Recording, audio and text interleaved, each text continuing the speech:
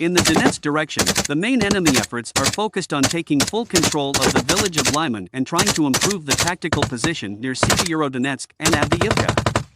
The enemy actively uses electronic warfare and artillery in the Bakhmut and Avdiivka directions, and attack aircraft to shoot at Ukrainian positions and the civilian infrastructure of the region, said the General Staff. The General Staff notes that the enemy has not stopped conducting offensive operations in the Eastern Operational Zone and continues to carry out missile and airstrikes on infrastructure facilities in Ukraine. In the Volyn and Polisia directions, the Belarusian Armed Forces military units of its forces conduct command and personnel and mobilization exercises. The possibility of missile and airstrikes from the territory of Belarus remains.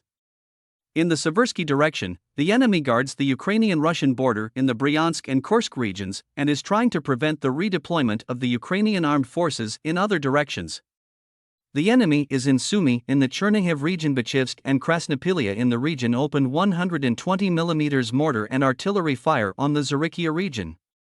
In the direction of Slobozansky, the enemy is intensely firing at the areas where the Ukrainian armed forces are concentrated.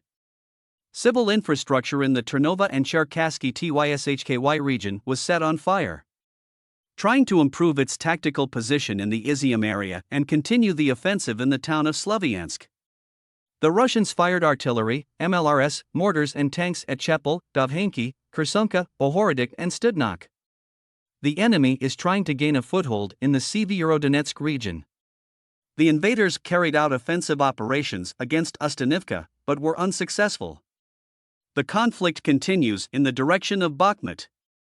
The enemy attempted an unsuccessful attack in the Kamyshavaka, Lipov, and Nahern districts.